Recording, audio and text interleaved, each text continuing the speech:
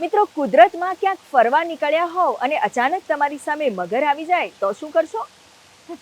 ડરશો નહીં, આ તો માત્ર એક વાત છે. પણ આજે તમને મળાવીએ એક એવા વ્યક્તિને કે જેની સામે મગર આવે કે ના આવે તે પોતે મગર જોડે હસતા હસતા જાય છે. પોતાના જીવનની ચિંતા કર્યા વગર મગર અને માણસ બંનેના રક્ષણની ચિંતા કરનાર આ છે વડોદરાના વિશાલ ઠાકુર, કે જેમણે 151થી વધુ મગરોને રેસ્ક્યુ કરીને યોગ્ય સ્થાને છોડ્યા છે અને અન્ય લોકોને પણ આ કામ માટે તૈયાર કર્યા છે. મગરની જે પ્રવૃત્તિ છે એ માણસ ઉપર હુમલો કરવાની નથી. તમે ક્યાંક નદીમાં જાઓ અને ક્યારેક કોઈ એવી ઘટના બની જાય એ વસ્તુ અલગ છે, પણ મગર જ્યારે રોડ પર આવી જાય છે, સોસાયટીમાં આવી જાય છે, માનવ વસાહતોમાં આવી જાય છે, ત્યારે એ પોતે ગભરાઈ ગયો હોય છે. એટલે મગર પોતાના સેલ્ફ ડિફેન્સ કરી શકે છે, પણ મગરને માણસોને જાનથી મારી નાખવાનો એ ક્યારેય પ્રયત્ન કરતો નથી. મગર છે ને બહુ સક્ષમ પ્રાણી છે, બહુ જૂનું પ્રાણી છે, લગભગ 21 કરોડ વર્ષથી આ ધરતી ઉપર રહે છે અને બખ્તરબંધ પ્રાણી કહી શકાય, કારણ કે બહુ મજબૂત પ્રાણી છે. એમાં જડબાની તાકાત પણ બહુ ગજબની છે, પૂંછડું પણ એ બહુ જોરથી ફોર્સથી મારી શકે છે. તો આ બધી વસ્તુઓનું ધ્યાન રાખવું પડે છે. એટલે મગરને પહેલાં તો એની આંખો ઢાંકીને, મોટો મગર હોય તો એને બેલેન્સ કરવા માટે રોપથી એને બાંધીને પહેલાં એને કંટ્રોલમાં લાવવામાં આવે છે.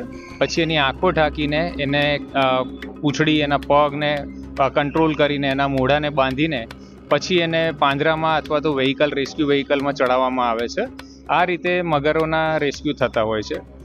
બીજી વસ્તુ કે મગર દ્વારા હજી પણ એવી કોઈ ઘટનાઓ મેં કીધું એ રીતે કે પબ્લિક તો ઠીક છે, પણ રેસ્ક્યુઅર્સને પણ ભાગ્યે જ કંઈક નાની મોટી ઈજા થતી હશે, પણ મગર દ્વારા કોઈ રેસ્ક્યુઅરને નુકસાન થયું હોય, એને ઈજા થઈ હોય, એનું મૃત્યુ થયું હોય, એવી ઘટના વડોદરામાં આજ સુધી નોંધાયેલી નથી.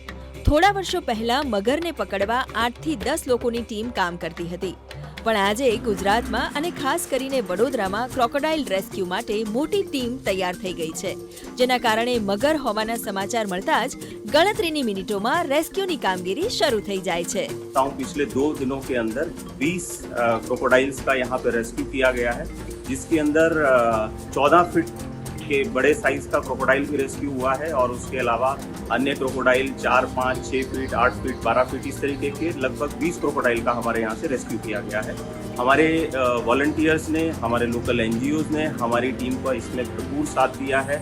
हमारे अलग अलग विस्तारों में 15 से अधिक टीमें एनजीओज के साथ में मिलकर काम कर रही थी और जिन्होंने जहाँ कहीं से भी हमारे हेल्पलाइन पर कॉल आया उसके ऊपर रिस्पॉन्स दिया और क्रोकोडाइल्स को रेस्क्यू किया.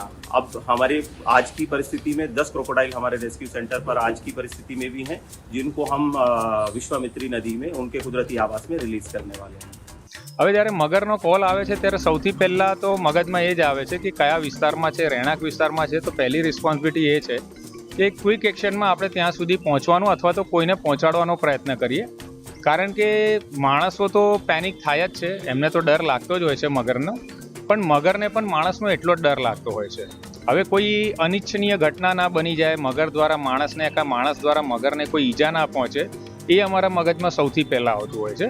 એટલે અમારું કામ એ હોય છે કે સૌથી પહેલાં 1-2 વ્યક્તિને ત્યાં મોકલીને ત્યાંની જે કન્ડિશન્સ છે, ત્યાંની જે સિચ્યુએશન્સ જે ક્રિએટ થઈ છે એને થોડું કંટ્રોલ કરવાનો એ પ્રયત્ન કરે.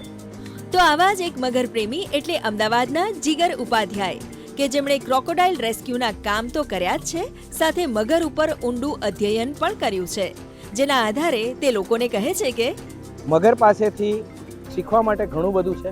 6.5 કરોડના ઉત્ક્રાંતિના ઇતિહાસમાં ઘણું બધું લઈને આવેલા છે, પણ જો આપણે મુખ્યત્વે કંઈક શીખવું હોય તો એક છે ધીરજ એટલે કે પેશન્સ, બીજું છે એજિલિટી, ઝડપ ઘટાયા વગર પોતાની દિશાને ફેરવવું, ત્રીજું છે વર્ચસ્વ સાથેનું, ક્ષમતા સાથેનું વર્ચસ્વ, જેને કે આપણે કહીએ કે કેપેબિલિટી સાથે ડોમિનન્સ, ચોથું આવે કે એ એડેપ્ટેબલ છે, એ કોઈ પણ પ્રકારના વાતાવરણમાં જ્યાં નાખો ત્યાં, એ જેમ નાખો તેમ એ પોતે ઢળી જાય છે અને એ સર્વાઈવ કરે છે, અને છેલ્લું એ ખૂબ જ ઝડપથી શીખે છે, એને કે cognitive learning speed.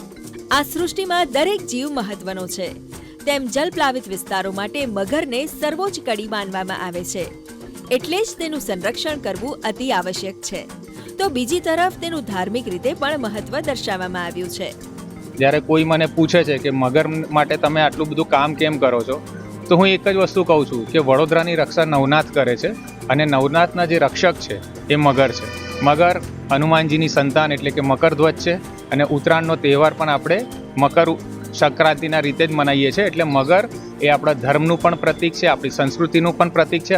Good news Gujarat માટે સંજય પાગે સાથે ખ્યાતિ બાજપેયી જૈનનો રિપોર્ટ.